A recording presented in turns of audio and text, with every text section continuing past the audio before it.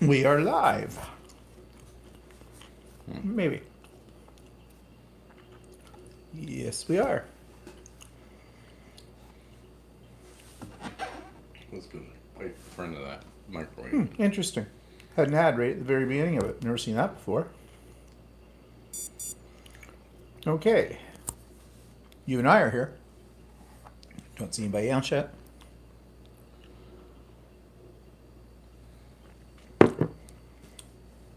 Oh, there's Laura. Hi, Laura.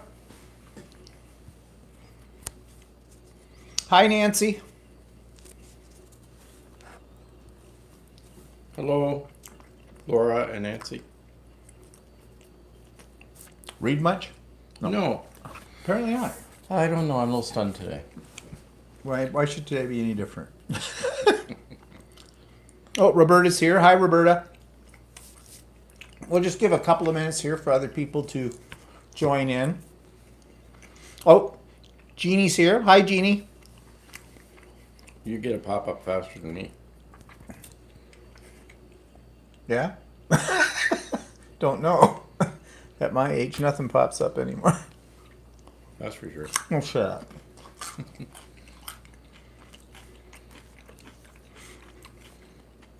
So we're just having crudités. We're eating healthy. Celery and carrots. Well, the dips might not be that healthy. I don't know. Well, hummus is probably okay. I guess. And baba ganoush, that's just eggplant. Yeah. Eggplant with a lot of additives. Yeah. Oh, there's the other Laura's here. Hi, Laura. Hi, Laura. How's school the first week, Laura? I know you're teaching from home. So at least you're safe.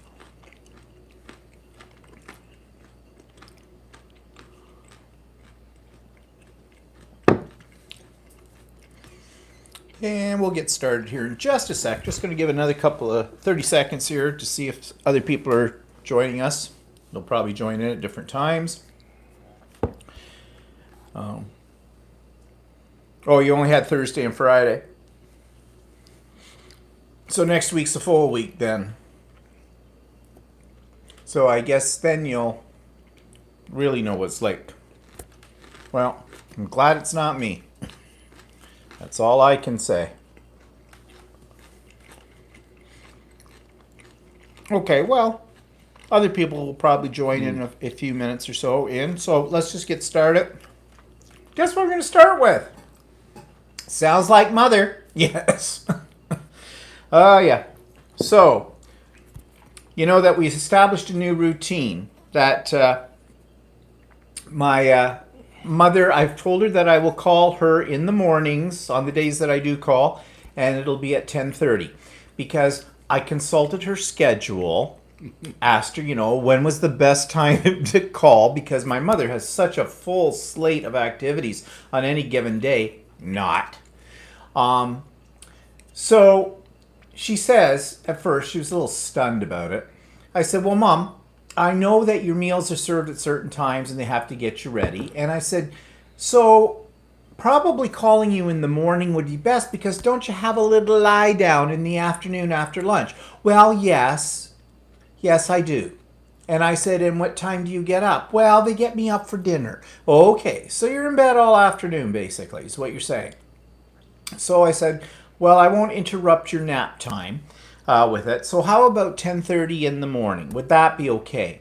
Well, some days I have exercise. Well, I said, do you have it at 10:30? Well, I'm not sure. It varies. And I said, well, we'll just play it by ear then on those days in case. When my mother says she has exercise, they try to make her exercise. She does nothing. So, yeah. Didn't think it'd be a problem. So I told her, okay, so Mom, we'll set it at 10:30. When you hear the phone ring 20 times, you know it's me trying to get a hold of you. Well, okay, we can try that. Yes, we can. So the other day, I called her, and I let the phone ring, and actually it got picked up relatively quickly. I only rang about 7 or 8 times, as opposed to It wasn't your mother, though. No, it wasn't my mother. It was one of the staff who, I don't know if they happened to be by my mother's room at that time or something. Anyways, they picked it up. They handed it to my mother, and this is what I get.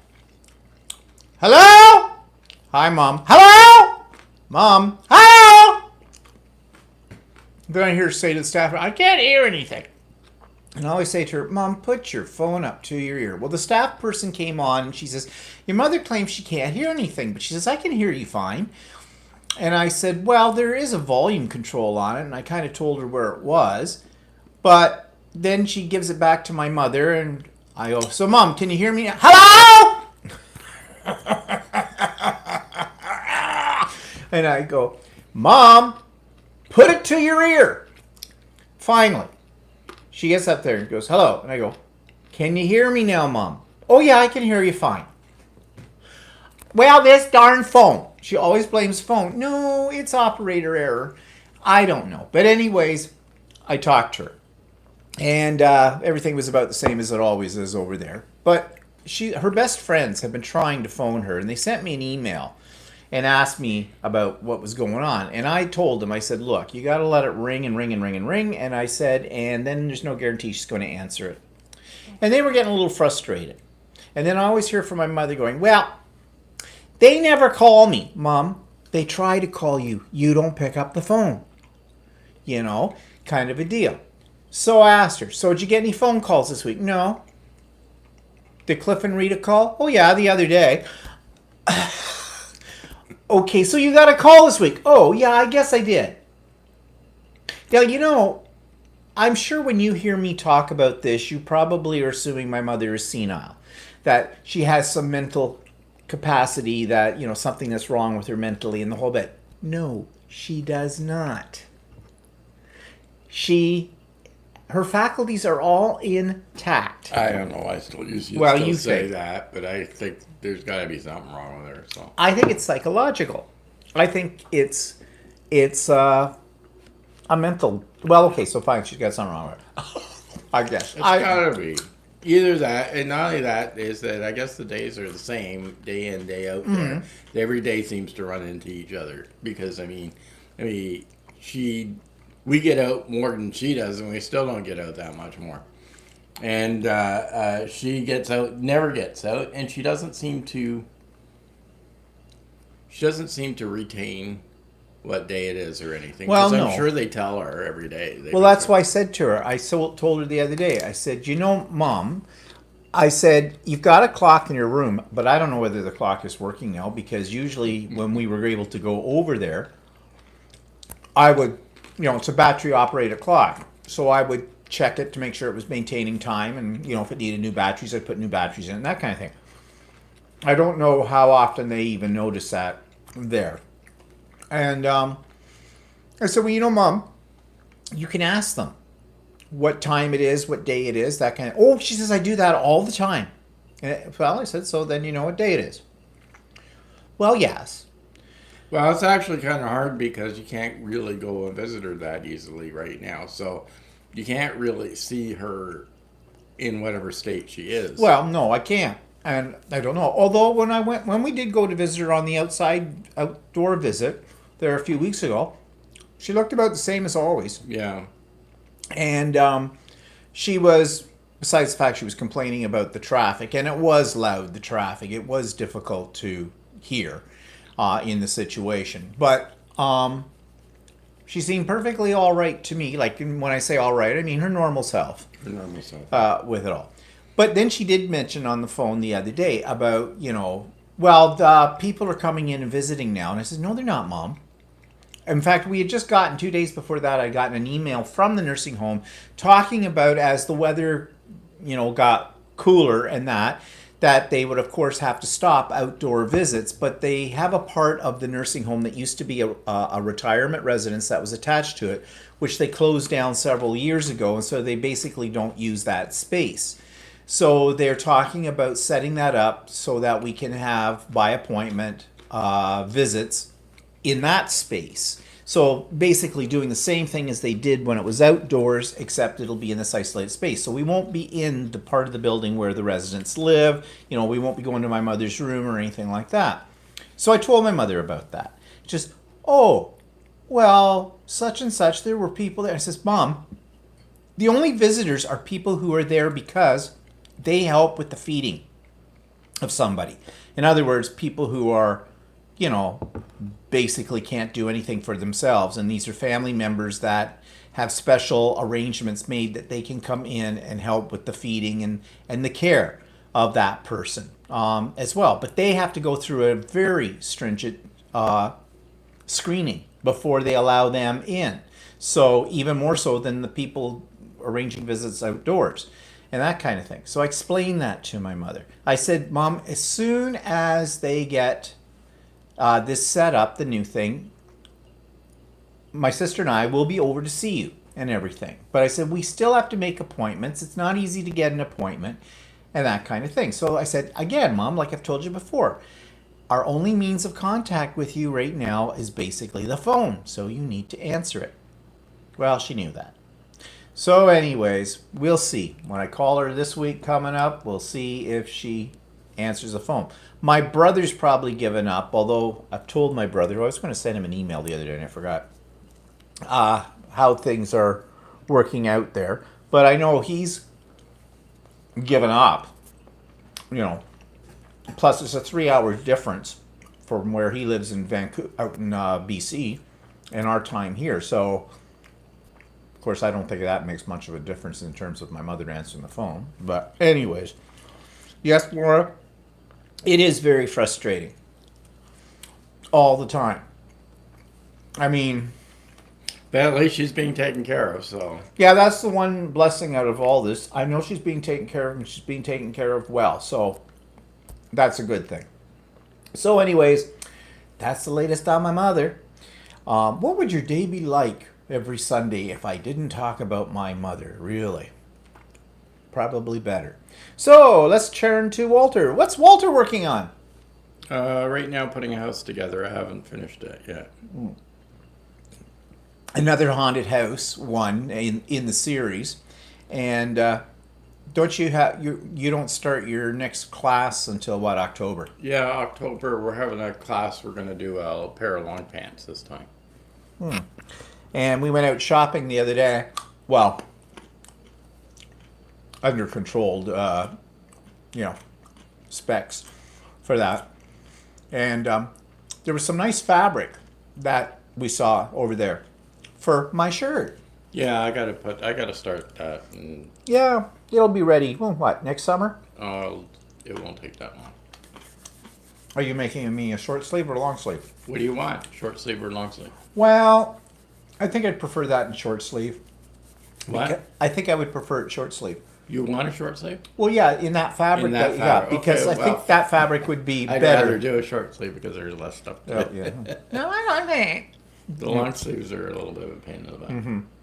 Well, the only reason I say that is because that particular Well, I'll fabric. make a short sleeve, and then you can wear it now, or you can wear it when I get it done, or you can wear it. Yeah, whenever. Wear it in the spring. Yeah, And that size I made is okay size for you, right? it was. I'm sure. Might not be anymore. Because I'm just so skinny. Well, God, Actually, it's a little better because I've got all the videos for that one. The long sleeve shirt, I don't have. Hi, the first Teresa. two videos on it because we didn't do videos then. That's true. So, okay. So, anyways, what am I working on? Well, I did the Halloween Haunted Mansion, and I finished mine. And there it is. And in combination with the other houses, this is going to make a nice little display. And of course, as I said last week, we have lights that go up inside them. And yeah, this took a while to make, but it was kind of fun. What parts did you have to sew together? Most of it. The building parts, the hinges, Oh, yeah. the sides, they were up. But that was easy, actually. That's easier doing that because you just use a zigzag stitch. Yeah. Than these stupid little button things that you have to pull through the well, holes. that's the part I hate the most. Yeah. I mean, with practice, you get better at it. It's not that bad, but you definitely have to have the hemostats Yeah. for that. Yeah, it's really cool. And they look really neat when you put the lights in them, because the lights shine through the fabric, give it a bit of an eerie glow. especially with the LED lights that I have for it that change colors and things like that. So when he gets his other one done, I need to go to Michael's or somewhere and get a little bit of some extra thingies that I want to sort of put around it, some fake foliage and maybe some little tiny pumpkins or something or whatever. I have those fence pieces too that I made. Oh, that's right. Yours, And a those tree. awesome. I could make another tree and another couple of fence pieces. Yeah, it wouldn't be bad. I was thinking little tombstones would be good too. Yeah. Anyways, of course they've got those, but they're bigger. Those pumpkin things you were talking about on. Yeah, they're bigger. Yeah. They're meant to glow too. They're really quite nice because one of the ladies at the Ultimate Sewing Store, she made some of them last year. She had them on display, and they're kind of nice, but they're as big as this house, Yeah, pretty much. pretty much. So, anyways, that's fun. And what else have I been working on? Well, today I was working on. I'm not showing it yet. It's not done. I was doing ruler foot quilting on my Christmas quilt. And I'm kind of very proud of myself because it worked. It looks really good. Actually. Mind you, my Supreme slider, which is actually a sheet of plastic that you put down on the bed of your sewing machine when you do this kind of stuff, and it allows your quilt to slide better when you're doing free motion or ruler foot quilting. And I kind of sewed into it. My needle wasn't moving very far at one point. I went, uh-oh, what's wrong? And yeah, I had a big chunk of that on the back of it. And those suckers are expensive because I looked about buying a new one, and it looked like I have to pay about $60 for a new one. Well, I know when I bought that one, it cost me that then at that time too. But I did manage to finish it off, and I learned a lot of things when I was doing this because you always do. What? Did you learn that you never want to do that? No, actually, the exact opposite. I found, and I wasn't doing a complicated pattern, but I was doing like these flower motif kind of things in the shape that the ruler looks like a teardrop. It's a cutout kind of a thing inside, and you go around, but then you have to position it at 45-degree angles all the way around, and it's positioning it. That's the tricky part. But I had done a little practice on a little sample piece of a sandwich, of a quilt sandwich, a week or so ago, just to get the feel for it. And the more you do these things, the better you get at it. Because I was finding by the time I was getting to the last half of the quilt today, I was flying through it with no problems. So, and all that thread that we ordered, I didn't go through. I only went through 1.5 bobbins for all that, which I found surprising. Oh, well, I have lots extra. For I'll have lots of that for next time. I won't go to loss. Yeah, worried about extra thread. He thought he'd run out. So we went to our favorite site, Monfil, and ordered some more. It's Aurifil thread that I use, and they have the best price on Aurifil thread. And usually it's pretty fast, and they have what I want in stock. So I ordered 3 spools of that thread just in case I ran out. The only thing I'm disappointed in is my color choice in the quilting. It's too light. I purposely wanted to pick something light because I thought if I screw up, I make mistakes, it won't be as noticeable. Yeah, now that he didn't screw up, he likes. Yeah, I know. And the thing is, it is so light, you almost can't see the quilting in it, even on the back. But I'm going to wash this quilt. I don't usually wash my quilts after I've quilted them, but this one I am going to on purpose because I'm thinking that because of the way this motif that I used is, that by washing it, it may fluff it up a little bit, so it'll be a little more visible. It won't make it tremendously visible. I mean, you go and take a magic marker and go all around, maybe it would make it visible, but I don't think you should do that. But I did screw up on a couple of parts, but very minor. Like I didn't have the ruler foot pressed up against the ruler in one spot and going, and I sort of had so I got a little bit of a wow, but you can't see it. Literally. You can't. So tomorrow I'm going to finish that. I finished all the motifs today. I just have some simple walking foot quilting I want to do in the border. And then I bind it and the Christmas quilt is done. and I have a whole bunch of other UFOs that need to be quilted. And, well, as I said, practice makes perfect. So do a little bit more. Teresa asked if you can keep that Supreme slider on the machine all the time. No, no, you wouldn't want to have it on your machine when you're doing regular sewing or embroidery, um, because basically what it is because when you're doing free motion, you are the stitch regulator. Your machine isn't regulating your stitching. It's a combination of the way you move your hands and how fast you're making the machine go on your foot pedal. Um, so the Supreme slider allows the quilt itself, because it's heavy, easier for you to push it under the needle and to keep it at a fairly steady pace. Whereas the top of your sewing machine, although it may be smooth, it will stick. Your fabric will like sort of catch. And basically the Supreme slider has a hole in it so that your needle goes down into the plate. But because when you're doing free motion quilting or ruler foot quilting, you drop your feed dogs, so they're not pulling the fabric through because you're doing it. So that's pretty much covered as well by. No, that doesn't it usually cover your feed dogs? Yeah, that's what I just said. Oh yeah, okay. It covers your feed dogs as well. Are you paying attention? No, No, apparently I'm not. But to use it for regular sewing, there'd be no advantage. Well, because it covers your feed dogs, for one thing, and you need your feed dogs, right?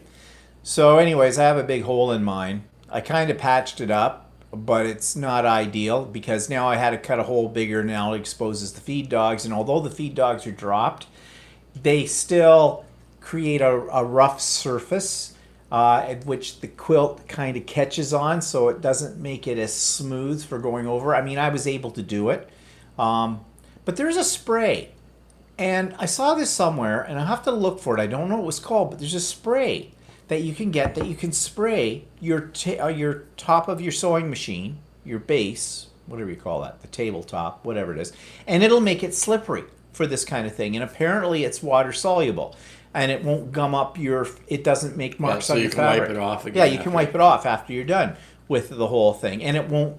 Supposedly it's safe for your fabric and everything like that. It won't cause you any problems that way. So I have to look for that and see whether I can get any of that and how much it costs. Because the Supreme slider is a bit of a pain in the ass to use as well, because it doesn't stick to your the bed of your machine as well as it could. Now, they will get dust and pick up dust and thread and things like that, but actually mine wasn't sticking very well when I started using it this morning. So I just took a baby wipe. You just wipe it off with a damp cloth and it sticks again. Well, it does, but I don't know if it's the bed of my machine or whatever, but it doesn't cover the whole bed. Well, it does cover the whole bed. In fact, that's the problem. It's too big for the whole thing, and I got the small one. So I don't know. Anyways, I decided that taking the table, my extended table, off my sewing machine and putting the original table back on it, which basically makes it flush with it, it was easier to quilt using that setup than on the extended table, which I didn't think it would be. And I've always quilted using the extended table, but the quilt tends to get caught on the extended table on the corners, and it'll pull, so you have to keep readjusting. I found I had less of that if I didn't use the table. So yeah, see, you always learn new things. These are things that you don't find out about until after you've tried it yourself.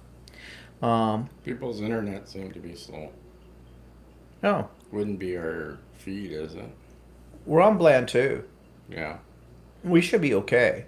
What we haven't buffered. No, we haven't. So Laura and Nancy are having a little problem. Lots of buffering. Because we're watching this, we see what Yeah. you see. And ours aren't. And ours are not, Ours is looking clear, so I've got 31, but I'm not sure if I'm blended to or not. Yeah, well, they're just checking speed of our internet connection. So I don't I'm know. on blind too. Yeah. So what did it say? It's 30, which is slower than normal. That's but slower than normal. I don't know. Well, we'll just hope for the best Our here. upload's okay. It's 10. Well, if our upload's okay, then it's not. That's what would be doing the Yeah. buffering. Anyways, we'll just hold in there, see what. Laura says, I don't know what it is. No. Well, let's just hope for the best because Sometimes I guess it just happens. there isn't anything we can do about it. That's the thing. I mean, we're at the whim here of The internet the internet provider. So, yeah, there's nothing you can do about it. Okay, so what's that take us to? Oh yeah. So, I get the bright idea that I want to, of course, have an area where I can hang my Halloween wall hanging, that you saw last week and everything. And so I have a wall in my craft room that has a lot of my art stuff on it. I decided I would take that all down, relocate that, and the wall space is big enough to hang like about a 50 by 50 quilt. The wall hanging is less than that. It's only about 39 by 36 or something like that. And I was thinking, well, how best to do this? Now, to hang a quilt, the traditional way is you put it on a curtain rod, but the way you make it hang straight is you make a sleeve that you attach to the top of the back of the quilt. And sleeves basically are just a tube of fabric sewn into the quilt. The problem is you can't really sew them by machine onto your quilt. Well, you can, and I have. Depending on what your quilt looks like, you might get away by machine quilting it on or machine sewing it onto your quilt because the stitches are going to come through on both sides of your quilt. But, depending on the quilting and everything, you can probably get away with it in some cases. In other cases, you have to hand sew it onto the back of your bloody quilt. And you know me and hand sewing. I don't like hand sewing. Although I'm getting better at doing hexies. But anyways, so I was looking for a way where basically I could clip it to hang it because I'm thinking I want to swap it out. The Halloween is up right now till the end of October. Then the Christmas season comes and I'm working on another wall hanging for Christmas. So this area would be nice. I could hang my Christmas one there too. And then some of my smaller quilts could go up there. So you have basically a display area that you can swap out, but you don't want to be putting a sleeve on everything. Also, if it's a quilt that's going on a bed, or let's say you decide to give that quilt to somebody someday, you don't want a sleeve on the back of it unless they're going to hang it. So you got to take the sleeve off. Now you can do sort of basting stitches, which come out easier. Pin it on? Yes, you could pin it on. Actually, I didn't think of that until you just mentioned it because that's what people were doing at the quilt show when we had our quilt show. That would have solved a lot of problems. I mean, making the tube is easy and then pinning it. Ow! Why didn't we think of that? I thought of it. Well, why didn't you mention it? Jeez. You have little safety pins you could use. Yeah. Yeah, that would have worked fine, and then we would have gone through the hell we went through. So, what was the hell? You're an asshole. Really? Why am I an You're asshole? sitting around there. You're usually always telling me the way it should be done. Well, I just and then figured when that there's you a didn't want to pin it on. I didn't say anything. Gripes. I'll give them away for nothing. Take them. In fact, I'll pay you. Hi, Andy. So, I found this system on Amazon. Basically, it's a wire.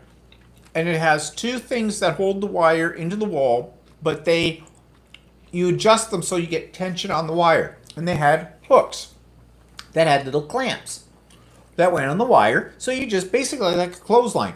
You could just clamp these little things into it, and there you go. And when you switch it out, it's easy enough to just unclamp them, and away you go.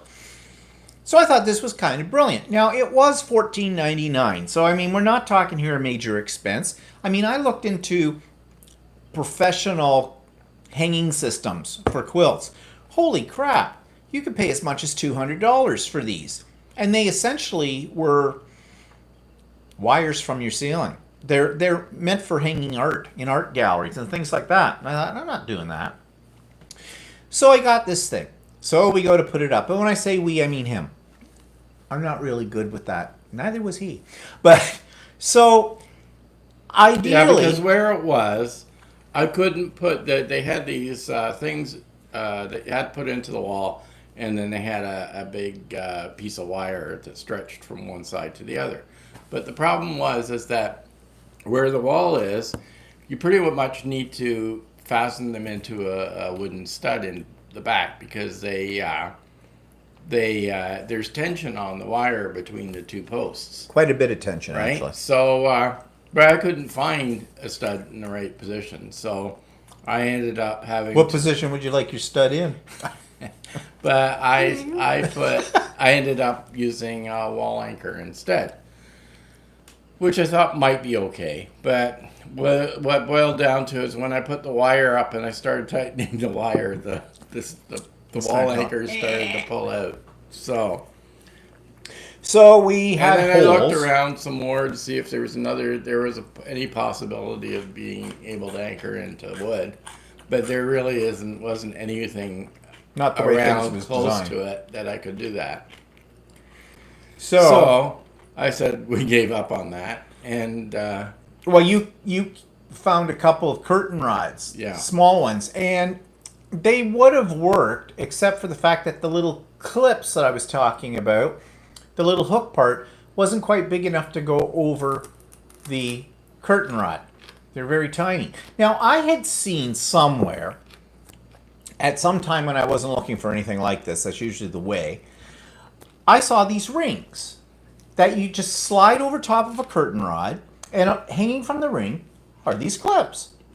Well, do you think I could find those when we went looking a few weeks ago for this kind of thing?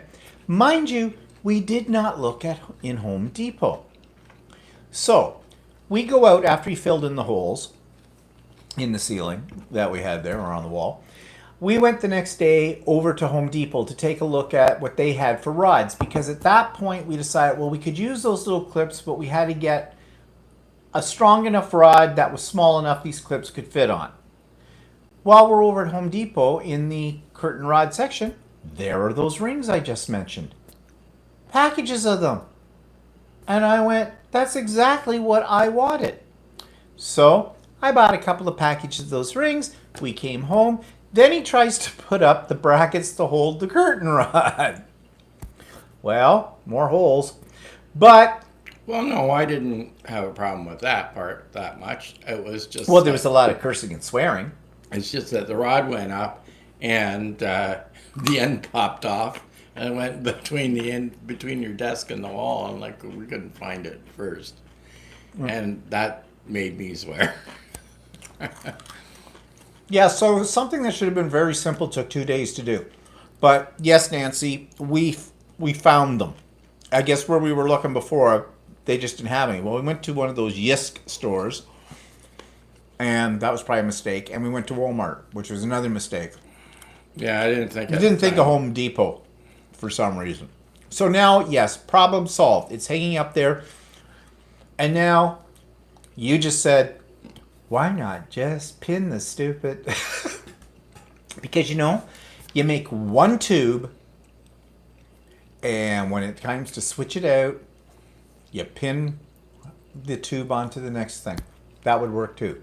But right now, I've got clips now, so that's what we're using. So, yeah. So, problem solved. But, we do the simplest things with the greatest of complication. Usually. We're not that handy. And when I say we, I mean me. That's why he was doing it. Because, oh God, if I'd been left to my own devices... Although that little wire thing did not come to us. I actually did on my own. I put it in my sewing room, and I hung it from the rafters, and it fits there fine. And of course, those are solid pieces of wood I put it into. So now I've got a place where when I want to look at my quilts, like to see what I need to do with them, I usually hang them up. I've got a rope thing up there, but the rope stretches, and this wire doesn't. So that's good. So I got Nancy You wants said you to it. take a picture of the final hanging. Oh, take a picture. Yes, actually, tomorrow on my vlog you will see it. I'm putting it up on the vlog, so tune in for the vlog. You'll see the final hanging, and it looks good in that spot. And now that's the display area. So there we are. Now, speaking of display areas, so our next plan is to figure out a way to make relatively inexpensively a Oh, yeah. a quilt ladder, another quilt ladder. But see, I have a quilt ladder, but I bought it at a quilt show. It was a local guy who makes them, some old guy. I don't even know if he's still alive. He's a woodworker. I think it cost me about 180 bucks or something, but it's full. And I really don't have room for another one in that style because you know what I'm talking about there. What would you rather have, a quilt ladder or a shirt? Right now, I want a quilt ladder. Okay. I want two quilt ladders. We'll start We'll with start one. with one, see how it turned out. But we do have an idea. When I say we, I mean Walter again. Basically, it's, two pieces of wood this way, a bunch of runs this way, and you lean it up against the wall. And then they're spaced in such a way that the quilts will hang down from it when they're folded in such a way. It's as simple as that. But, Simple as that. shut up. But, the problem there is, well, Walter's had several different ideas on how this could be done. So I can't make something like this because I'm pretty much useless. If it doesn't involve a glue gun, there might be problems. And even if it did involve a glue gun, there could be problems. So that's the next project. Because I have quilts piled up on our guest bed and doubled up on the quilt rack. Gotta start giving them away. But anyways, that's our next project. All these things keeps us going, keeps us, busy all the time. So, what else have we done? Oh, we went, Ultimate Sewing. Ultimate Sewing, that's my local quilt store. Your local dealer. My local dealer. Anyways, gives me my fix of fabric every now and then. Well, she put up on her website, actually sent out an email. She just got in this Christmas fabric that's Canadian themed. And it's kind of cool. I'm going to be showing it tomorrow on my vlog. Well, I had to have it, right? I don't need any more Christmas fabric. I have Christmas fabric coming out of my yin yang. But that's when you should ask, where's your yin yang located? Oh, what would you know? You haven't been there in a while. I didn't know you had one. Well, you see, after all these years, you know how yin yang. But I digress. So I called them up. She put it out Thursday afternoon, early Thursday afternoon around lunch. I immediately called to make an appointment for that afternoon because you do have to go by appointment. And they were booked. She said, the lady I was talking to on the phone, she says, I don't know what it is today, she says, but we're just totally swamped with people in the whole bit. Okay, but when I say swamped, all right, we're not all like in there in a big cluster. They're all making appointments. So she said, we don't have anything available today. And I said, okay. Well, how about tomorrow? Which was Friday. And she says, oh, yeah. And I said, well, around 2 o'clock, is that good? And she put, oh, yeah. And I said, now, question. That Christmas fabric with the Canadian theme. And she says, ooh, that's going really fast. And I said, well, I want some of that. And she says, do you want me to put some aside for you? I said, yes, please. I said, how many different fabrics are in it? She says, there's a panel and 3 different styles in the fabric. I said, okay, I'll take 2 meters of each of the 3 and a panel, please. And when we got in there on Friday, I was the last one to get any of the fabric. There was just enough left for my cuts of it. And so it went like wildfire. Which I didn't think it would go that fast. But it did. Well, you don't see Canadian-themed Christmas fabric. That's the thing. It wasn't until the last couple of years that they started putting out some Canadian-themed fabric. And so I've got it. I don't know what I'm going to do with it yet, but I've got it. I'm just a fabric whore. Simple as that. Go away. So we got that.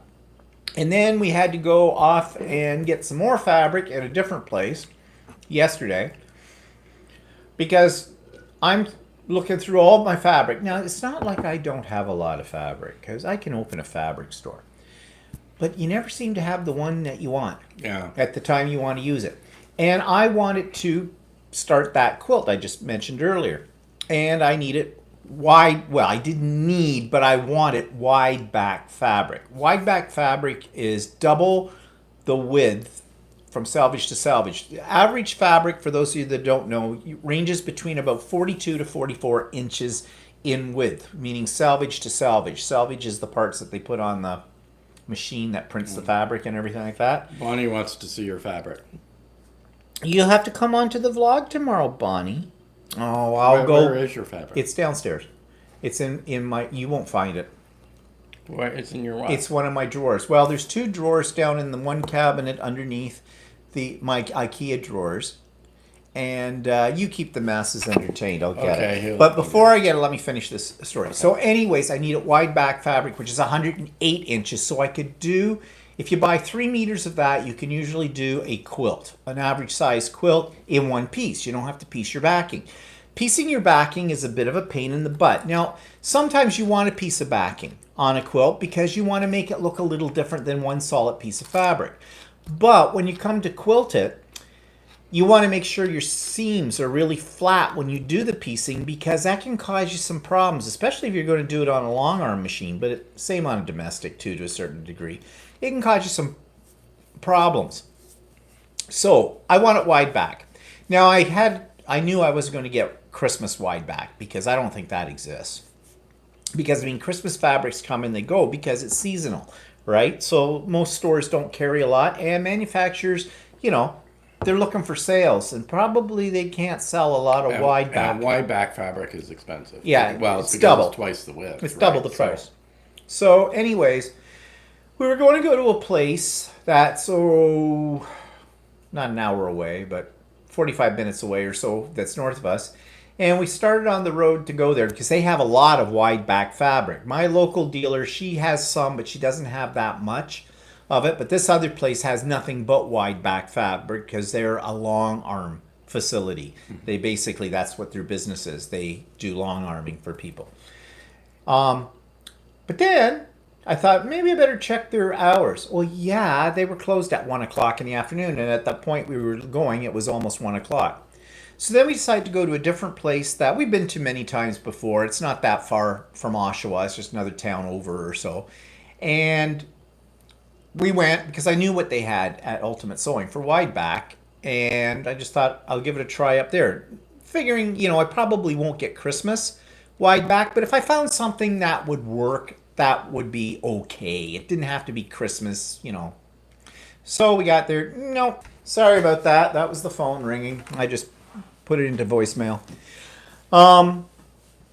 So anyways, what was I saying? Oh, your Christmas fabric. Yeah, so I went to this other place, Annie's. Again, you don't have to have an appointment, but they only let one person in at a time. And I saw 2 ladies from my guild were pulled up at about the same time we did, but they were back in their car, and well, if you snooze, you lose. So I made them a beeline right for the door and got in. But I knew it wasn't going to be long anyway. So went in and said, look, I'm doing a quilt, Christmas quilt, wide backing, Christmas. Do you have any? No? Good.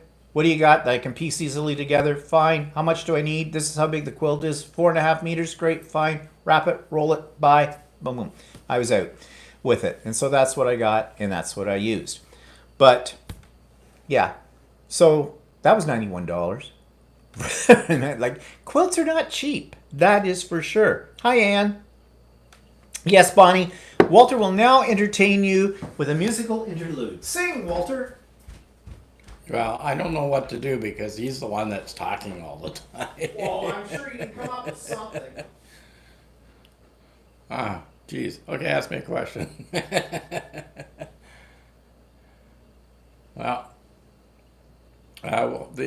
Steve just got a call from the nursing home on his phone, and since we're videoing on the phone, it came up, so I have no idea what happened when it came up. So he's coming back. So. Oh, what little secrets you were got you telling voicemail now. Shoot. Well, nothing I can do about it. It'll just Yeah. have to wait. If she's dead, we'll know in the morning. It's probably nothing. It's probably, I don't know. So, okay, here's the fabric. Okay, Bonnie, just for you. Here's the panel.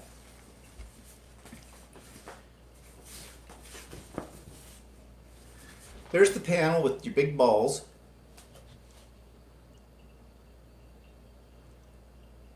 What's that that's coming up on my phone? You're at Matt voicemail. Still? What happens if I do that? No. It'll answer it. Don't. Just slide it up out of the way. Nobody can see that except us anyway. Okay, so there's the panel. So you can see very Canadian in theme. Red and white. And we got maple leaves every which way. And then the fabrics that go with it. There's one that's on a black background. That kind of thing. And then there's this is gray with white snowflakes and maple leaves. Maple leaves, not leaves. And then this is the same one except with a whitish background, gray snowflakes, red snowflakes, and maple leaves. So that's the line. So I bought 2 meters of each of these and then one panel. So Bonnie loves it. I think I'll probably make a wall hanging with it too. Or a small throw quilt maybe. Simple, do some simple quilting on it or whatever. I don't know.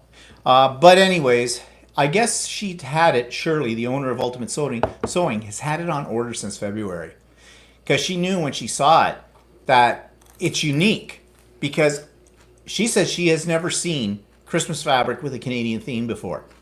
And I guess everybody else felt the same way too, because it sold like crazy. Yeah, Bonnie, I'm not sure where you get it from. The company is Wyndham Fabrics that makes it. That's what it says on it.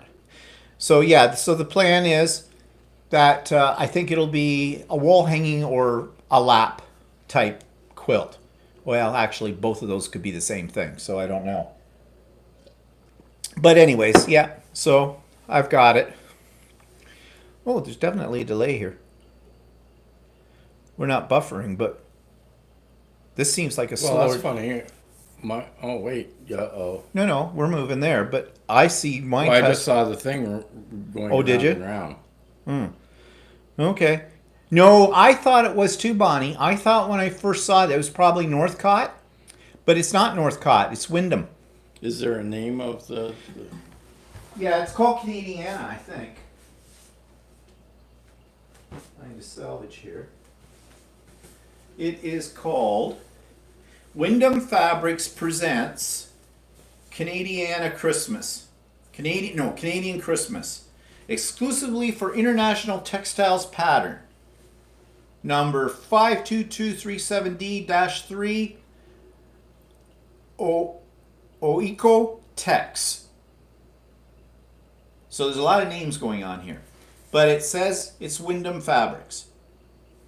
And Wyndham is a line of fabrics. I know that. And so called Canadian Christmas. So She has she only has 6 or 7 quilts on the go right now. yeah, well, that's the same with me too. So ones that need to be quilted. Okay, so yeah, that was the experience on the weekend. And yeah, there is a YouTube channel that I reviewed on my vlog a few weeks ago called, it's 2 guys in Washington State. It's called Fiber Hustle. And one is a knitter and the other one's a quilter. And I really like their YouTube. And they do the kind of thing we're doing right now, except they talk a lot more about knitting and stuff like that as well. But I guess every so often they have a bingo. For people who watch them. I'm not sure exactly how they set it up, but they use Zoom for it. And it looks like it's a lot of fun. So they said if you want to be part of it or whatever, drop them a line. So I dropped them a line. Well, they wrote back to me and said, yeah, they'd love to have us on the bingo. It's not until October. So we'll see. And they want people to kind of, because it's going to be the week before Halloween, they suggested that people wear costumes. Well, we have the perfect thing for that, don't we? We could just wear the wigs. Yeah, we'll just wear our wigs and the glasses, kind of a thing that we had. And you guys have seen that before from our Halloween stuff. But anyways, we'll see what happens with that. And then just while I'm talking about Fiber Hustle, there's another YouTube channel I watch on a regular basis called Quilt Roadies. She's in Oregon.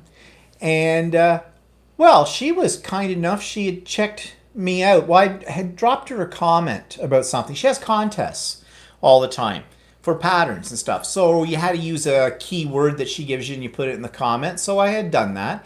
And I really like her videos. And I think I wrote a comment that she kind of got me turned on to trying to do what are called hexes, right? Hexagons kind of a thing. And so she wrote back to me and said, oh, well, you know, she was really happy that she got another person to do hexes or whatever. And she put the link to my YouTube channel into her show notes and stuff, which was kind of nice of her. So I got a whole bunch of new people watching the Idiot Quilter once. And there was a lady, she's not on here, because I invited her to come on today with us if she could. But of course, she's in Australia, this particular woman. Bonnie's having buffering problems too. Oh, that's weird. Don't know what that's all about. But anyways, we'll just carry on because we can't do anything about it. So anyways, this lady lives out on the Gold in Queensland. And so I wrote her a message. Yeah, we've been to Queensland before and everything. And I invited her to come on today if she wanted to see this. But of course, for her, this would be early morning of tomorrow. So, but anyways, it's kind of amazing how you get connected to other people all over the place through, YouTube and stuff like that. Okay, so what's newsworthy this week? Well, hate to bring up the COVID word, but numbers are increasing in our province since Labor Day. Go figure. Yeah. A lot of people went to their cottages on Labor Day weekend, and Labor Day weekend traditionally is party time, right? It's kind of the last blast of summer and everything. So this is not a surprise. So our premier is talking about the possibility of rolling things back, shutting down again things. Although he says he doesn't really want to do that. Yeah, because businesses are going to go nuts. My hairdresser just gave me an earful about the government and them all doing that, and she kind of believes there's a conspiracy theory happening that we're being told a lot of lies, that things aren't as bad as they are. Wishful thinking, not so. But I think a lot of people might be starting to think that. It's gone on. It's been 6 months. People are getting a little shell shocked, aren't we? But Laura's on here, Laura N. And she's a school teacher. So I don't know, for those of you that came in a little bit later, I asked her how things were going. And she's only had 2 days and she's teaching from home, which is the safe way to go. But I'm really worried about all my teacher friends because, there's going to be more cases.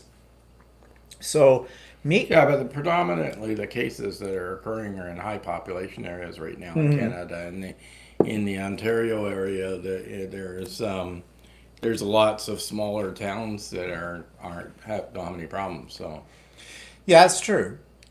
But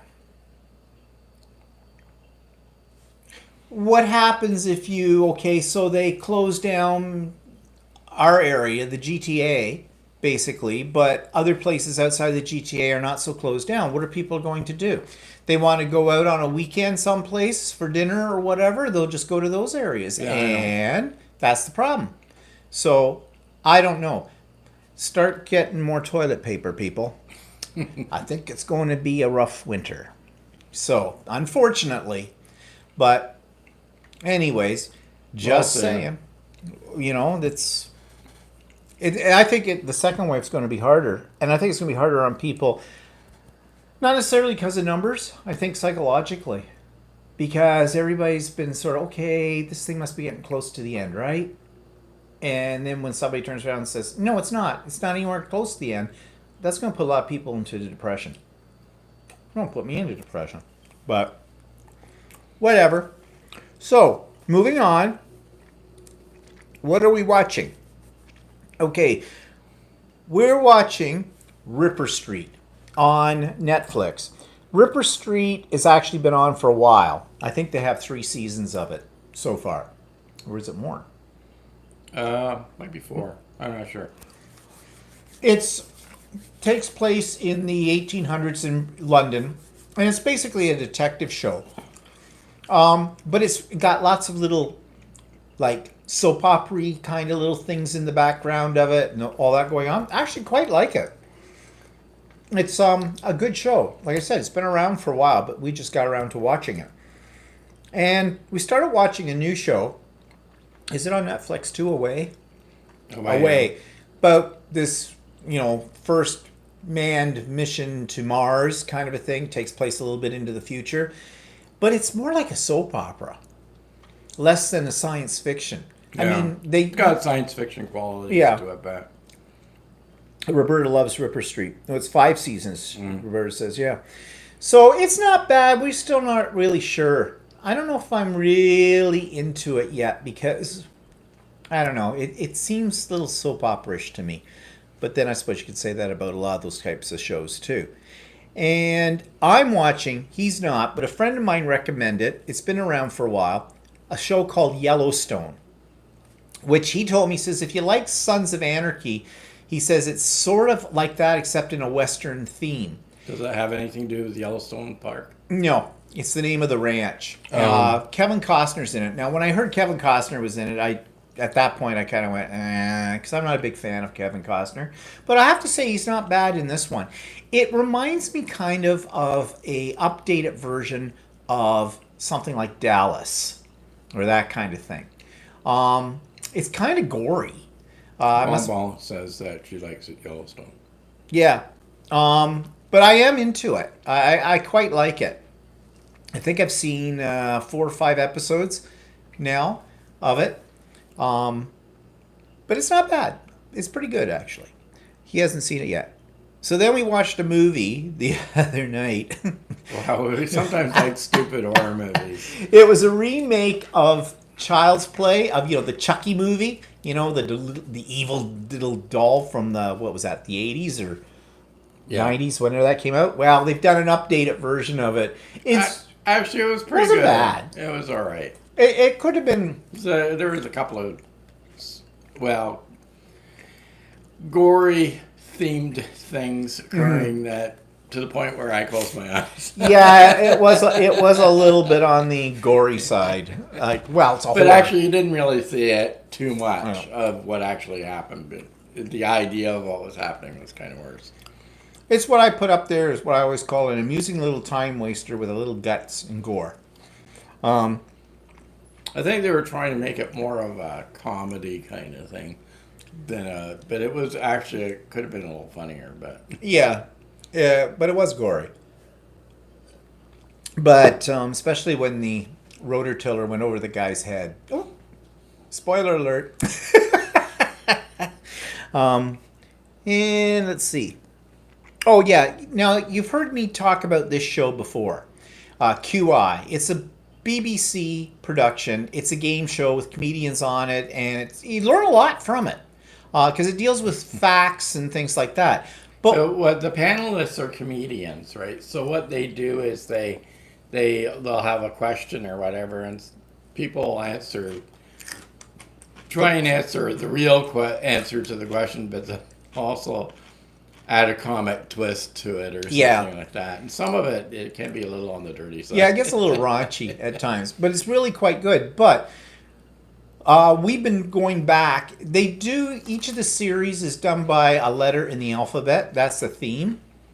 And we came into this series back when it was like, I think, in the R's, the Q's. It's been on for a lot of years. It's been for about 10 years or more. Well, more than 10 years, I think. Yeah. And they've had 2 hosts. I forget. Stephen Fry. Stephen Fry is the one, and the other one is Anne. Is it Anne? Something. Herzog or yeah, something like that. She has a Danish last name. No, it wasn't. Her name's not. Hi, Marilyn. But anyways, it's really entertaining, but it's also very educational as well. But we start to watch the very early versions of it, and we're having trouble understanding their accents, which is weird because we've had no problem understanding their accents with the more recent versions, but the earlier versions, it's their combination of guests they have on it that's different. But some of the jokes I don't even understand because I don't understand what they said. But And Stephen Fry was the original one from 2003 to 2016. And from 2016 onward, it's Sandy Toksvig. Which she was born in Denmark or something, and they moved to. She was basically raised in Britain, so it's well worth the watch. And they're all comedians. All of them work. Even Stephen Fry was a comedian. Sandy was a comedian. Yeah. And they have very knowledgeable backgrounds as well, and all their guests are comedians as well. So you get a bunch of comedians into one room, and it is very entertaining. Yeah, it is. It's good, but like we said, it's definitely not PG. So it does get a little raunchy. But I find that a lot with the British stuff. They seem to be a little more daring in their television productions than they are in North American television. We're a lot more sterile. I mean, they use language that gets bleeped here. Well, and also their host, Stephen Fry, is a comedian, but he's actually gay as well. He's gay too, yeah. So there's actually gay jokes on there. Yeah, they have a lot of gay jokes. And Sandy Toksvig, which is the more current host, she's a lesbian. Yeah, and there's a theme going on there. There's a theme, and a lot of the comedians they have on are gay or lesbian as well. Yeah, well, that and other people, but straight people are there. But they don't hide their sexuality or anything like that. They talk about it and stuff like that. So, which is really kind of refreshing. Yeah, because in North American television, you don't get that. No. I mean, as close as you get to that is Will and Grace, and that's just whitewashed. So, the whole bit. Oh, Joanne's here. Hi, Joanne. This is the lady I was mentioning before from Australia, that in Townsville. So, hi, Joanne. You made it. Stephen Fry is awesome. Yeah. Oh, and she's been to Canada, too. She loved my stay with Auntie and cousins in Scarborough, Ontario, and Niagara Falls. Love the QI show. Okay. Don't hold Scarborough and Niagara Falls against us, okay? Well, we're out a little bit more east of Scarborough, in Oshawa, so. But anyways, so that's nice of you that you're able to make it at 7 a.m. in the morning. But anyways, what else have we been... Okay, speaking of the gay stuff, I just bought a new book, electronic book. I heard about this on a podcast that I'd listened to that has to do with gay topics, lesbian and LGBTQ topics. And it's called The Gay Man's Guide to Life. I don't know if I like it or not. It's pretty whiny.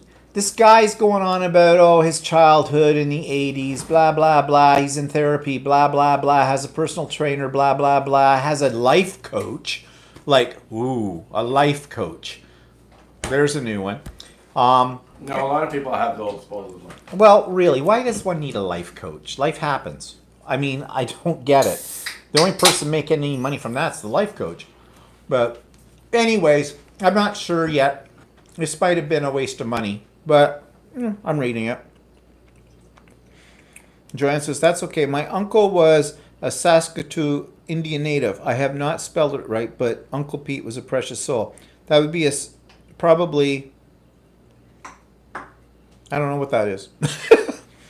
But anyway, hi, Cindy. A what? A Saskatoon, like I would say Saskatoon. Maybe. So there's a place out west in Saskatchewan called Saskatoon, and yes, there would be lots of Native people, First Nations people out there. So if there probably was a band or is a band of Native people that are called the Saskatoon tribe or whatever. So I mean, Saskatoon is a Native name. Well, I heard a statistic in one of the programs Hi, Chris. we watched last night about Canada, that there's over 3 million Native people living in Canada right now. Yeah. I didn't realize that the population was that high. Well, yeah, it's always been that high, but we went and put them all on reservations and hid them away. Yeah, I know. You know, that's the whole controversy that we've got these days. Joanne says, we all migrated from Scotland. We ended up in Oz. Yes, that's correct. Yeah, Saskatchewan. Yeah. Actually, my parents were considering moving to Australia when they were immigrating from Holland, but they felt Australia would be so far away they'd never be able to return. Well, that in those days, travel was Yeah. a lot harder. They immigrated in 1954, so that's why they ended up in Canada. If I had been younger and more daring, I would have gone. Well, I had an opportunity at one time. I was thinking about when I first started teaching or looking for a teaching job. There weren't a lot of teaching jobs in this area at the time. And I could have done a year or something over in Australia on an exchange kind of a thing. And I'd always want to go to Australia, but I was too chicken in those days. But we've made up for that now. We've been there 3 times. We love it. We love Australia. We've been... The only place we didn't get to was Darwin because they canceled our flight. But we've been to Perth, Melbourne, Adelaide, Brisbane, Sydney, of course, Cairns, and every place in between. With it all, we've traveled. We didn't go to Ayers Rock, but no, we didn't go to Ayers Rock. But, anyways, we loved saw it. a lot of Australia. Yeah, Joanne says you didn't miss much in Darwin. That's what we gathered. So we're not totally disappointed about that. Parents in 1965 had 3 choices: Canada, New Zealand, or Australia. So they picked Australia. Mm-hmm. And she's originally from Melbourne. Melbourne. Yeah, Melbourne's nice. Yeah, very nice. It's actually, in some ways, it's a little nicer than Sydney. I thought. Yeah, I thought so too. So our first trip, we had a 2-week cruise that started in Auckland, New Zealand, and we ended in Sydney.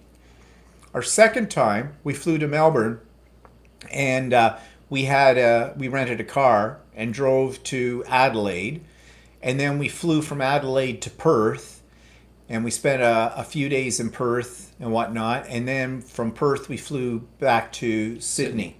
That trip was what, 5 weeks? Yeah, We were there for? And then the last trip, which was a year ago this past March? I think we went in April. Was it April? April, No. yeah, that's right. We flew to... No, it was March. Yeah, That was March. Where did we fly to? Was that... we flew to Brisbane. That's right. Right. We had a rent a car and we just sort of drove around the Brisbane area. We went to the Gold Coast, and then we ended up back in Brisbane, and then we flew to Cairns, and we were in Cairns for about 7 days. And the plan was to fly to Darwin and have a few days in Darwin, and then fly back to Brisbane and then home. But because of weather and because of the crappy flight we chose, Yeah. the flight got canceled a couple of times. So we just decided to go back to Brisbane and spend some more time in Brisbane instead of going to Darwin, because we wouldn't really have any time to see anything in Darwin if we had a flight later on. Yeah. So that was nice. Yeah, I'd like to go back again, maybe. I don't know. If it's ever possible to do that. The only problem is what's a little unnerving is the flight to get from. Well, we always fly through Vancouver, so we have to get a flight from Vancouver to either Brisbane, Sydney, or Melbourne, and it's like 13 hours over top of the Pacific Ocean, which is kind of, I don't know, it's just a little bit weird when you're flying over open water. It doesn't bother me, but I don't know. I figured... Especially when you get a lot of turbulence. Yeah. So. Chris says, shame you did not get to Darwin. It's beautiful. I love Darwin. Small, nice, friendly community, and there's a bit to do and see there. Yeah. Who knows? Maybe someday. Someday. And Joanne says, it's cleaner but awesome. Mardi Gras years ago in the 90s. Oh, the young days. Well, we were there for the gay parade. in Sydney. in Sydney. And they call that Mardi Gras or something. I don't know if it's the same Yeah, thing. because we were you're there. referring Yeah, to. we were there in March because it was March 13th That's right. that they had that. Yeah. And that was like a zoo. Holy crap! It made Toronto's Pride parade look like tame. Dinky. Yeah, It was fun to see. Though. it was fun. Yeah. Yeah, Joanne says, yep, always March. But it was nice. I like it. So, what's Walter cooking? He made French onion soup yesterday from scratch. No, I made it on Friday. Was it Friday? Oh, yeah, it was Friday. We had hamburgers last night, yeah. I've got a little video I'm going to show of that on my vlog tomorrow, so if you're interested. I mean, it's real exciting, but actually it was good. I hadn't made that in a while. No, you haven't made that in a long time. We used to We buy used the frozen we used ones. to buy frozen ones that were pre-made, but actually I kind of like the homemade ones. Yeah, actually, that was better. Well, you had 3 cheeses on it. Yeah. Ooh, 3 cheese. 3 cheese. So, anyways, today's theme was something that I'd heard about out of California. You know, California's having right now all those horrible forest fires. It just wouldn't be summer if California wasn't burning, it seems, these last few years. And I shouldn't make light of that because it's serious business. And I'm not making light of it. But one thing is, there was a bunch of people who decide to have a gender reveal party because they're expecting a baby. And I guess having gender reveal parties is all the thing these days. Like people care, not. And they basically they had something that exploded to, say the reveal, what color, one of those like confetti cannons or something, but this, where it was fireworks or something like that. And it caused one of the fires in California, like extensively with it all. So, I got thinking, this started making me think about stupid parties. And right now, people are having stupid parties during COVID, but regardless of it being COVID or whatnot, there are so many stupid parties if you think about it. First of all, a gender reveal party is stupid. Why do I say it's stupid? Because who cares? The only people that care about the sex of their baby are the parents of the kid. In our day, for most of us, you got what you got, and then they improved the science, and now you can tell what the sex is of your baby. But why do you need to throw a party for that? That's just an excuse. It's like people who throw parties for 1-year-olds. A child does not develop a sense of memory until from 2.5 to about 3 years of age. They will never know what their first birthday party was all about. They wouldn't even know what's going on. Pictures. Yeah, big deal. Do you remember your first birthday? No, I have no idea. No. And I don't really. Actually, I can't remember my last birthday. But that's All a I whole thing. remember was having a birthday party when I was about 8 years old, and all my school friends were there. That's all I can remember. But I don't have no idea about it that much. But you know who that party's for? The party's not for the kid. That's just the parents making an excuse. And they're braggy parties. So are gender reveal. It's like, guess what? We're able to get pregnant. Yay! Well, you want to know something? I hear that getting pregnant isn't all that difficult under normal circumstances. In fact, not getting pregnant seems to be the problem with that. But, who cares? Only they care. It's like people who have milestone parties. Why? What's wrong with that? Well, nothing's wrong with it, but right now during COVID, there's No. a big problem with it. But people feel that their rights are being inhibited because they can't throw that 40th birthday party, that 50th birthday party, or whatever. What did we do on my 60th? Oh, I threw my own party. That's how that worked.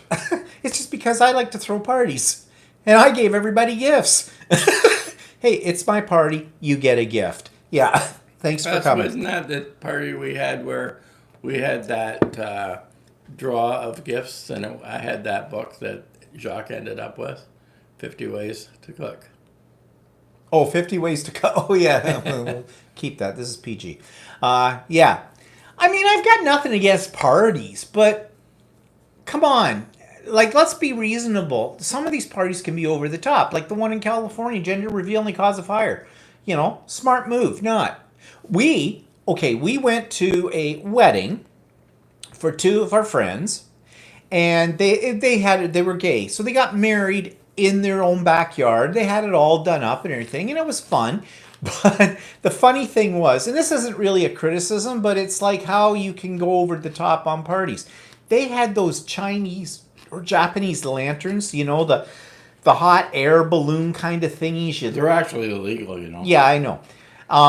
But they, everybody had these, and you lit them, and then you let them go and drift into the sky. Well, apparently in the news the next day, this was in a place that's it's part of Toronto, basically. It's a suburb of Toronto.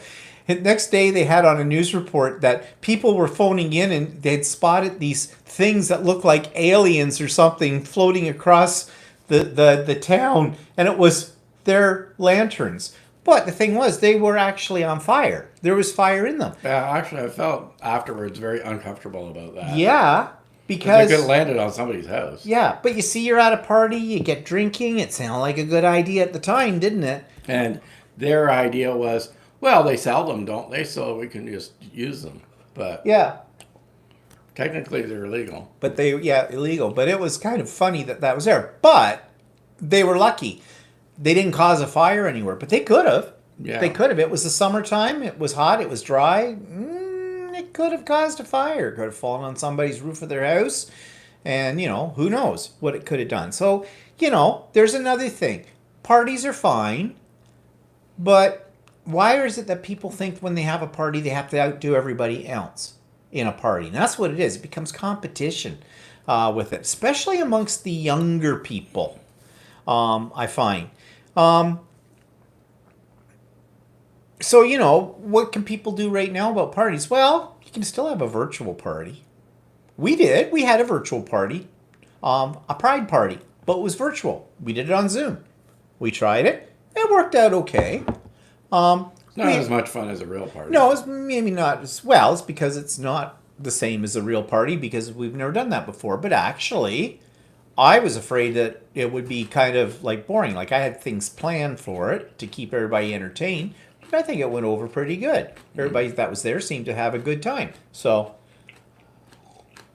I don't know. It's just you hear about that. And, now that our numbers in Ontario, or in our area, are going up, well, a lot of that is caused by parties. And they're saying Well, now... there's one area north of Toronto that for some reason the people that live in that area are having lots of house parties, and their numbers are really high. So Yeah. And just to back up on what people are saying here, Joanne says, how's new table runner going, the Christmas one? did you do a Christmas table runner? Yeah, I did do a Christmas table runner one, but that's long done. That's gone. I'm moving on. It worked out fine. You're talking about the one that had prairie points on it? Oh yeah, that one. Yeah. And somebody pointed out to me, one lady wrote me a comment and she says, Okay, bye, Bonnie. "Oh, Bonnie's got to go? Okay, bye, Bonnie." She keeps Just buffering. keep buffering. That's weird. Okay, I don't know what's going on. Yeah, so one person wrote to me. She says, "I'm never going to show my husband any of my quilts again," her own quilts. She says, "because he can spot a mistake." She said, "He looked at your table runner and said, there's a color not in the right place on the points, the prairie points." And I went, "No, they're all in the right place. But the end pieces, I had rearranged the color order from what they were on the longer pieces." And I says, no, I did that on purpose. Then I looked at it a little closer and went, damn it all. I had 1 point out of place. And I hadn't noticed that. And this guy had. So I wrote back and says, "No, your husband's right."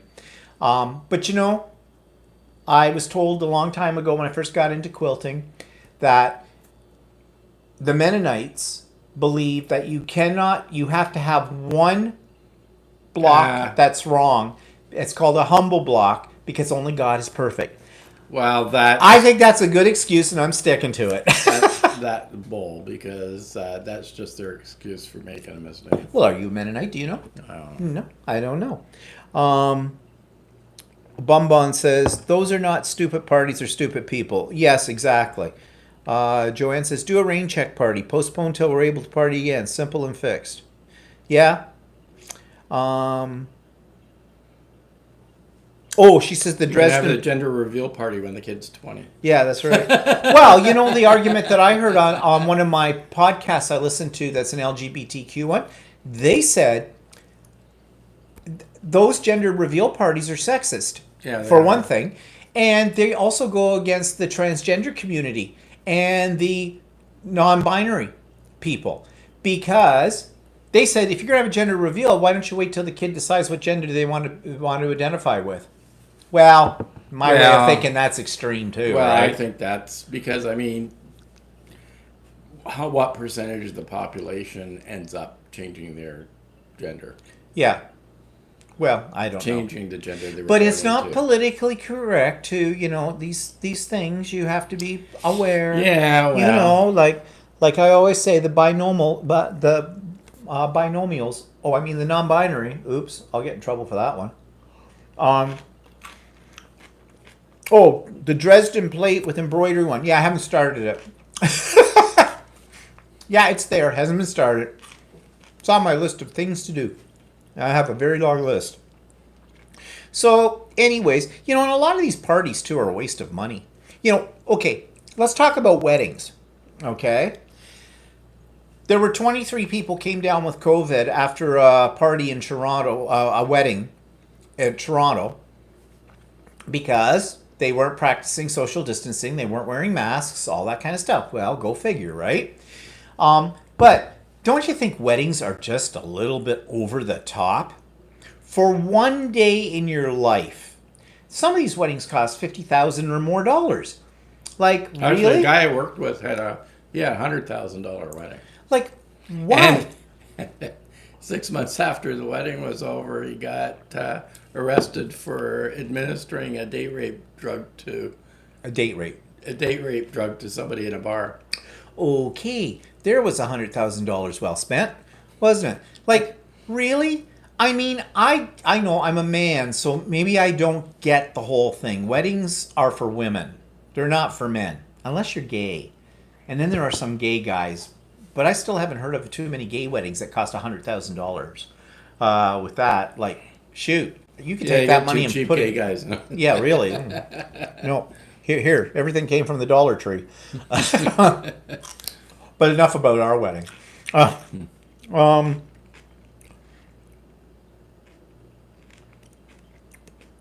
Actually, Joanne, it's really not difficult, but it is very time consuming.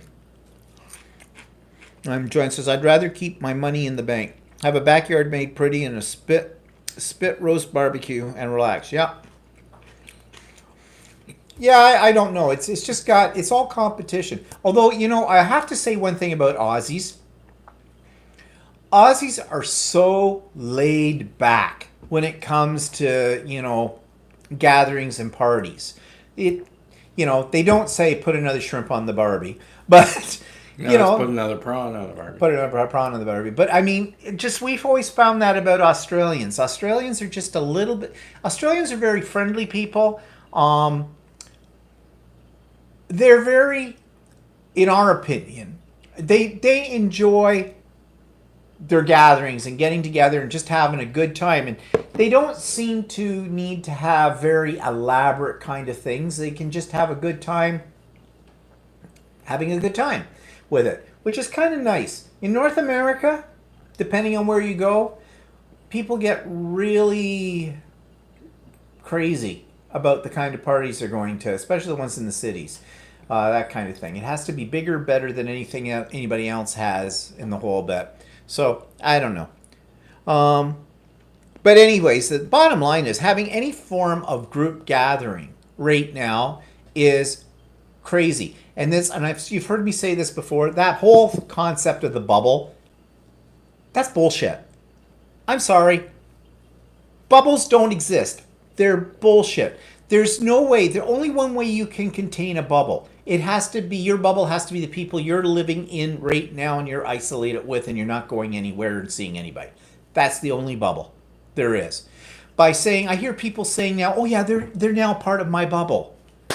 But then if people in the other bubble are part of 10 other bubbles, then technically that doesn't work. And that's the excuse they're using to have a party, have a good time. Yeah, they're in my bubble. We're safe. No, you're not. Like it's like thinking there's some kind of invisible force field, like on Star Trek, surrounding you and nothing can get in. No, that doesn't exist. Hello, come into reality. Chris has never been a party person. Yes, so we're enjoying our Guinness. Yep. We started out with Kill Kenny. After Kenny was killed, we went to the Guinness. But anyways, I don't know. It got me thinking about the whole concept of these over-the-top parties when I heard about the actual Guinness brewery in Dublin and had a Guinness there. Yes, we actually did. It was actually kind of, if you ever go to Dublin, do check out the Guinness brewery They have tour. a really neat bar on the top floor. Yeah, you can see all of Dublin from it. It's 360-degree view pretty much, and you get a free drink. I forget they call it something, but anyway. Yeah, I forget what they call it. Chris says, I've heard there are bubbles and micro bubbles. Well, you know what happens to bubbles, don't we? Bubbles burst. So there you go. I don't know. Crazy people. Okay, so we're getting close to the end of our time here. So what's coming up? Nothing. What's our week looking like? Plans? I don't know. No, we don't have any.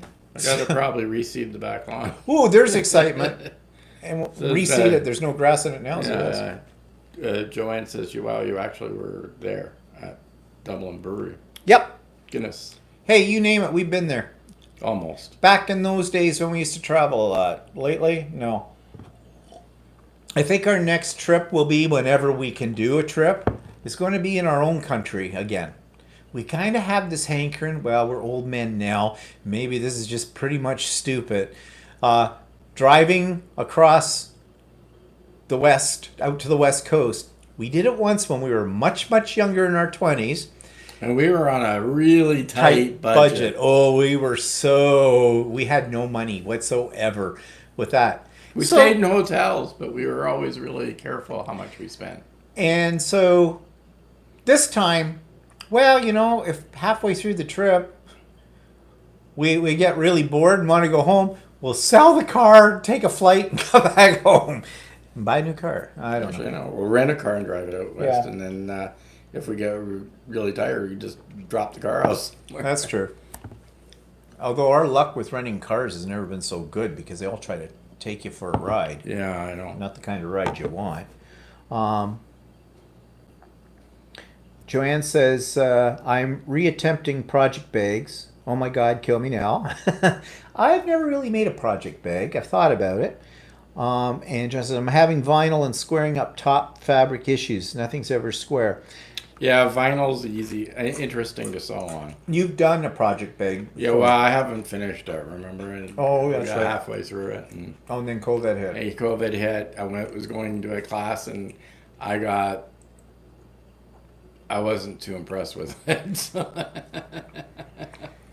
So I never finished it. On your sewing machine, Joanne, do you have a Teflon foot? Well, no, actually, the Teflon foots don't really work all that well. Oh. When I was experimenting with sewing on vinyl, I found the metal foot worked good. Just don't use a plastic foot. Oh, Dana says, hi, Dana. Didn't see you pop And in there. also sew really slow because the plastics might stick. Dana says, come on out. Stop in Regina. Oh, yeah, Dana, you'll get a call. You know, we stopped on the way out in Regina many years ago. We stayed in some real flea bag hotel. Oh, yeah, downtown Regina. Yeah. But that probably doesn't exist anymore. You opened up the blind on the window and you saw a wall. It was just like and the sink was in the room, and then they had sort of and water downstairs closet. on the main floor, it was one of those bars where the old lady was sitting behind your beer and a salt shaker next to it. Yeah. They served beer on trays. Yeah. Well, that's quite a few years ago now. Like Yeah, and 40. the bed. In those days, when we were just newly together, didn't sleep in the same bed. So, in that hotel, we could only get a room with one bed in it. And Didn't get any sleep wouldn't that you night. know what? That the bed was like this. Okay. Right? Inside, caved in. And so we were hanging on to each side so that we wouldn't slide into the middle. Yeah. Yeah, those were the days. It was a good trip, though. I do remember. Probably one of the best trips we've ever And had. then the next day or a couple, we were there a day or whatever, and the next day we went up to Saskatoon, and we had the best hotel room we ever had. And it was an old hotel that they renovated. It was a beautiful room. The only thing that was weird about the room was I remembered that they didn't put a shower in the tub. All they had was a tub without a shower. Oh, that's right. Remember, that was weird. Yeah. We paid $26 for the night for that room. And what we didn't realize that the room came with breakfast. Yeah. Too.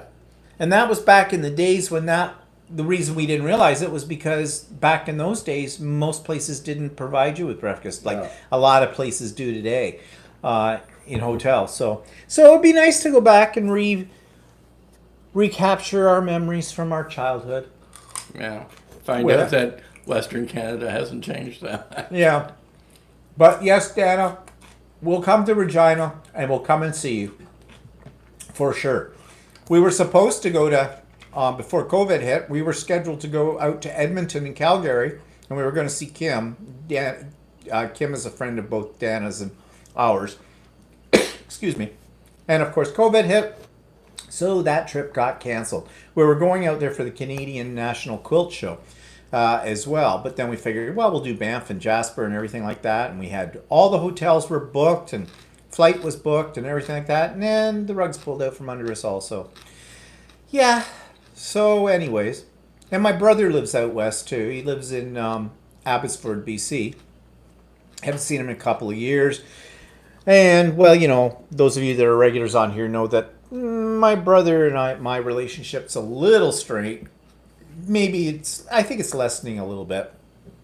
But anyways. Well, that's an interesting idea to put a piece of shiny Scotch tape over top of your vinyl. Makes it less sticky. Oh.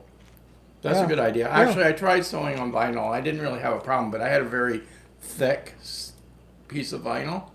And I didn't have any problem sewing on it, whereas the woman that was teaching the class, she was using a thinner piece of vinyl than I had, and she had a lot of problems sewing on it. So we've got invitations from both Chris and Joanne that if we ever go back to Australia into their areas, they'll take us to things that the tourists don't usually see. You're on. If you ever come to Canada, we'll do the perfunctory. CN Tower, Niagara Falls, Niagara on the Lake for wine. Those are our areas. That's about it. I mean, but you know, like I've seen Niagara Falls like 30 times, and it's still amazing every time I see it. Yeah, and free accommodation and meals. Well, geez, we're on the next flight. Yeah, wish we could be on the next flight, but no, doesn't happen. Okay, everybody, that's today. And thanks for tuning in. And if you're new to us, like Joanne and that, welcome. Hope you'll become a regular. I know for you it's like very early in the morning, whatnot. But anyways, so I hope everybody has a good week. Sorry about the buffering, but had nothing to do with us. We don't know what was going on with that one because we didn't have it at our end. So not sure how that works. But anyways, have a good week. Stay healthy. Don't party too much. Don't pop your bubble. And we'll see you next week. And my vlog's on tomorrow, as usual, at you can some see point his in time. Halloween hanging. Yes, you can see my Halloween hanging and other things of interest. See you later. Bye-bye.